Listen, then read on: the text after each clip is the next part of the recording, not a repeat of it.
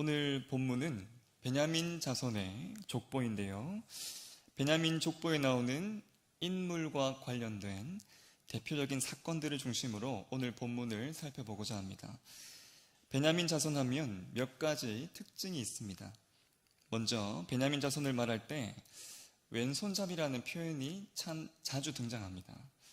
베냐민 지파 출신으로 오늘 본 말씀 6절에 나오는 사사 에훗도 왼손잡이였음을 사사기에서 명시하고 있습니다. 이것뿐만이 아닙니다. 오늘 본문 앞서 있는 역대상 7장에서도 베냐민 족보가 간략하게 나오는데요. 중간중간 나오는 표현 중에 이러한 표현이 있습니다. 7장 7절 중반절 보시면 큰 용사라, 9절 말씀 보시면 용감한 장사라, 11절에도 보시면 큰 용사라, 이러한 표현들이 나옵니다. 싸움에 능한 용사들, 장사들이 베냐민 자손에 많았다는 것을 간략하게라도 이렇게 알 수 있는데요. 그 중에서도 싸움을 잘하기로 뽑히고 뽑힌 자들이 아주 잘 썼던 유명한 무기가 있었으니 그것이 돌팔매였습니다. 고대 전쟁을 그렸던 그림들을 자세히 보면 활을 쏘는 궁수보다도 돌팔매를 쓰는 자들이 그 뒤에 위치하고 있습니다. 이것은 사거리가 활보다 더욱 길었음을 의미하는데요. 근접전에도 활용할 수 있었던 이 물매는 고대 전투에서는 최고의 전투력이었습니다. 이러한 강력한 무기를 아주 능수능란하게 사용할 수 있었던 지파, 전투력이 아주 강력했던 지파가 바로 이 베냐민 지파였던 것이죠. 이렇게 전투력이 강한 지파였지만 참 안타까운 모습, 참 아쉬운 모습이 이 베냐민 지파에 있었는데요. 바로 회개의 자리에서 회개하지 않고 오히려 대적하는 그 실수와 우를 범한다는 것이었습니다. 이를 잘 볼 수 있는 사건이 사사시대 기브아에서의 일이었습니다. 오늘 본 말씀 29절 보시면요. 기브온이라고 나오는데요. 이 기브온은 기브아와 같은 곳을 의미합니다. 사사시대 레위 지파 한 사람이 그의 첩과 함께 베냐민 지파의 땅 이 기브아에 잠깐 유숙하려고 했다가 그 지역 불량배들에게 그 레위인의 첩이 밤새 욕보이고 심지어는 죽게 하는 사건이 있었습니다. 레위 사람이 그 시체를요 12조각으로 나누어서 이스라엘 사방에 보내는데요. 이에 공분한 나머지 지파들이 베냐민 지파를 대항하여서 미스바에 모이기 시작하였습니다. 하지만 이 베냐민 지파는 그들의 땅에서 일어난 이 잘못이 너무나 명백했음에도 잘못을 인정하거나 회개하지 않고 오히려 대항하고 싸우려고 하였습니다. 이렇게 동족 간의 전투가 시작되는데요.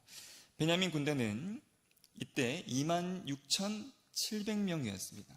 그런데 이 베냐민 지파를 대항해서 모인 이스라엘의 군대는 40만 명이나 되었습니다. 숫자만 보면 도저히 싸움이 되지 않는 싸움이었죠. 하지만 참 놀랍게도 3번의 전투 중에서 2번째까지 숫자가 작았던 베냐민 지파가 훨씬 숫자가 많은 이스라엘 군대를 쳐서 이겼습니다. 숫자는 적지만 전투력이 얼마나 강했는지를 우리가 잘 볼 수 있는 부분인데요. 이 당시에 베냐민 지파의 모습을 사사기 20장 16절 말씀에 이렇게 말씀합니다. 이 모든 백성 중에서 택한 700명은 다 왼손잡이라 물매로 돌을 던지면 조금도 틀림이 없는 자들이더라.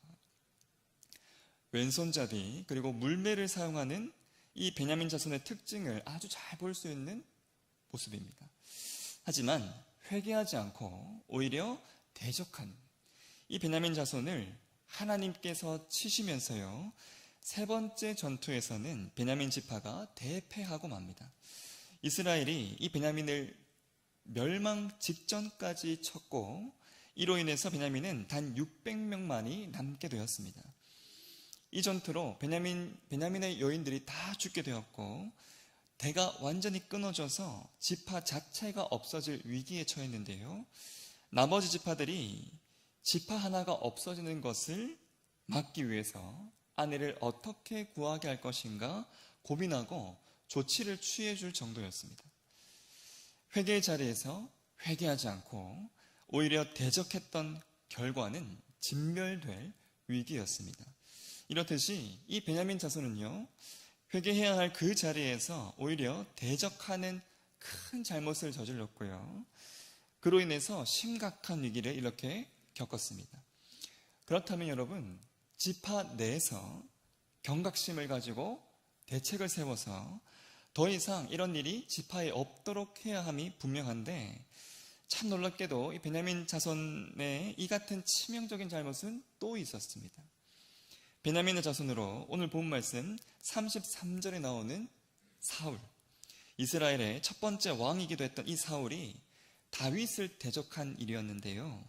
하나님의 그 뜻이 다윗에 있음을 너무나 분명히 알았지만 사울은 이 다윗을 끝까지 대적하였습니다. 엔게디 광야에서 다윗이 사울 자신을 놀랍게 살려주었음에도 사울은 돌이키지 않고 끝내 이 다윗을 계속해서 대적하는데요. 사울의 이러한 이 계속적인 죽음의 위협을 받았던 이 다윗이 사울 다음에 왕이 되었습니다. 보통의 경우라면 베냐민 자손은요, 다윗 왕 때에 진멸되었을 겁니다.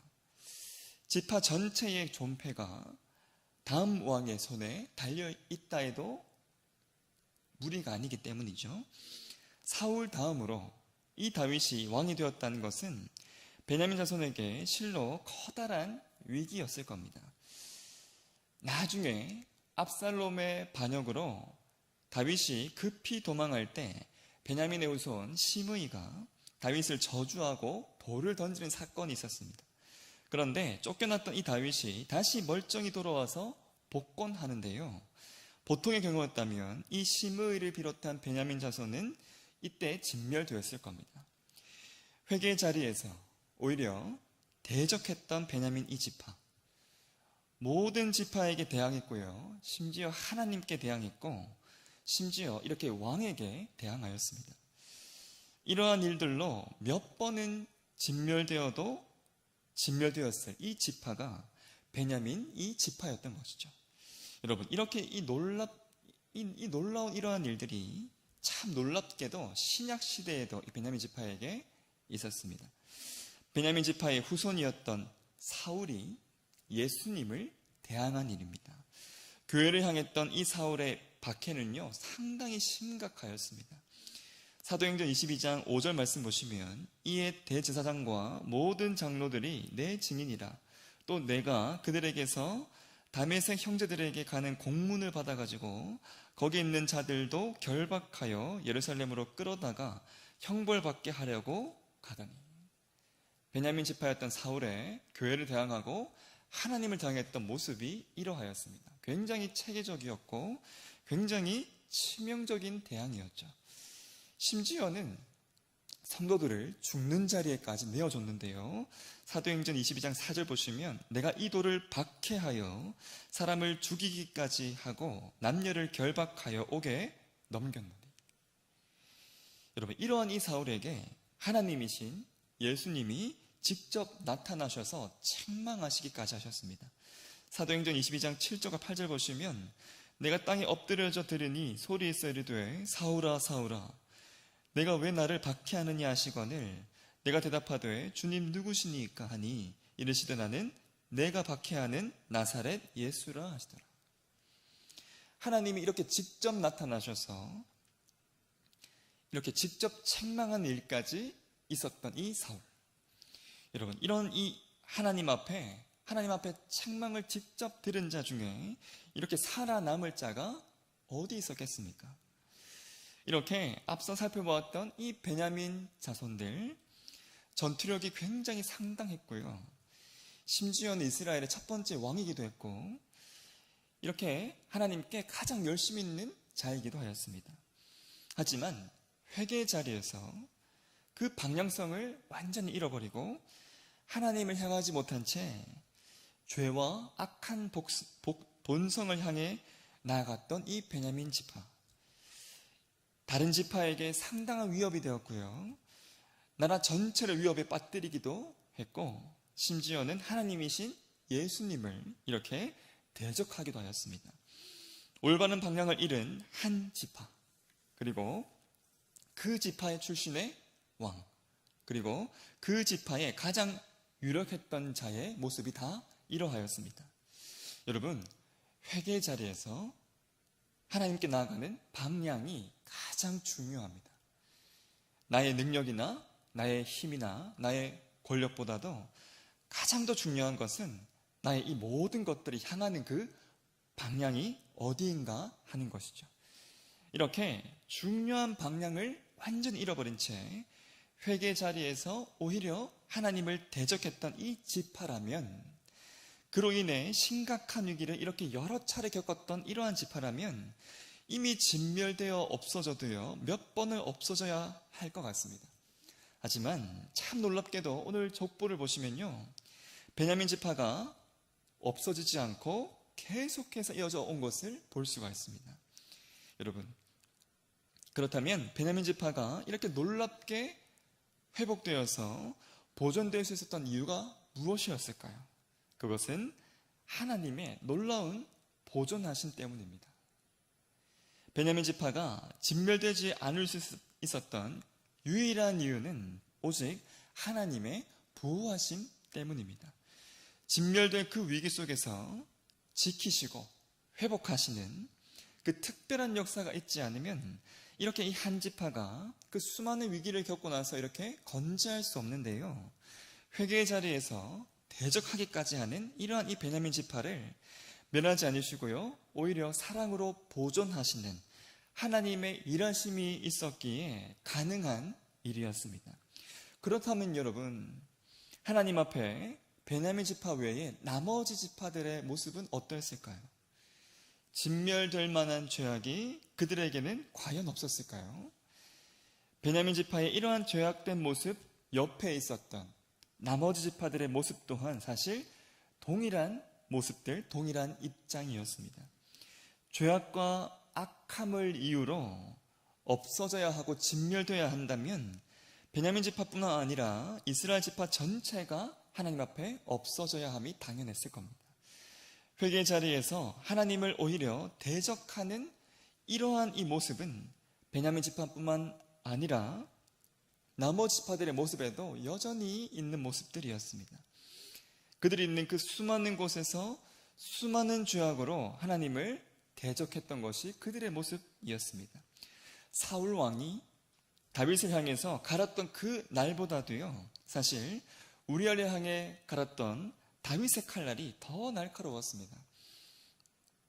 택한 백성을 불쌍히 여기시고요, 언약을 기억하시며 끝까지 신실함을 보이셨던 이 하나님께서 택한 백성의 그 악함과 약함을 보실 때마다 용서하시고 놀랍게 사랑하셨기에 이 베냐민 지파가 놀랍게 보존될 수 있었고요, 이스라엘 전체가 놀랍게 지금까지 보존될 수 있었던 것이죠.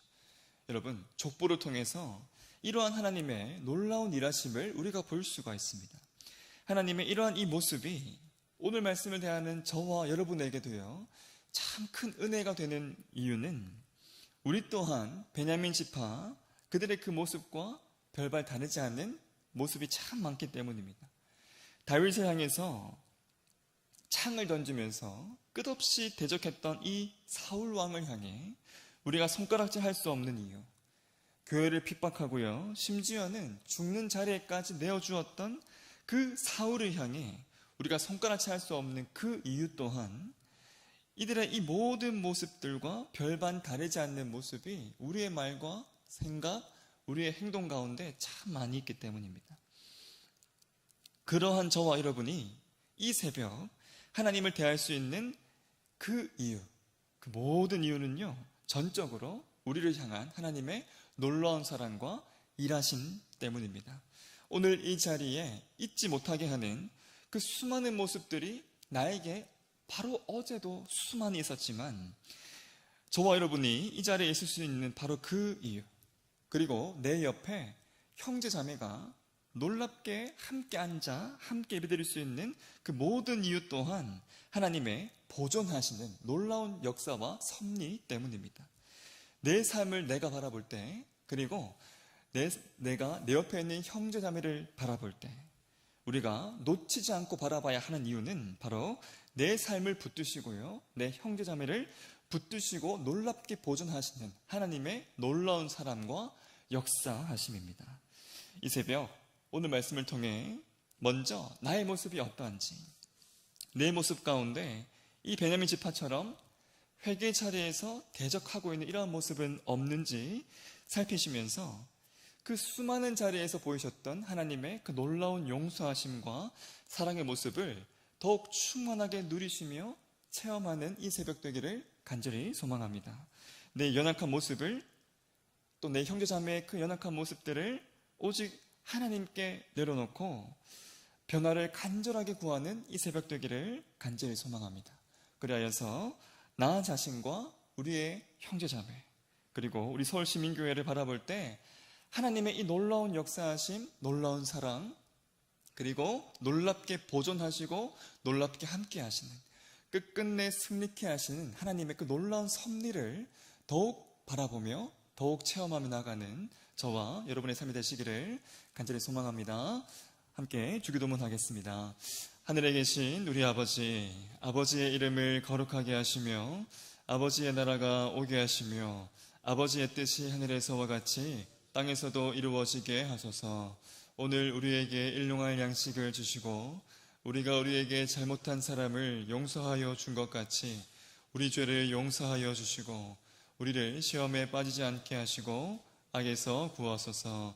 나라와 권능과 영광이 영원히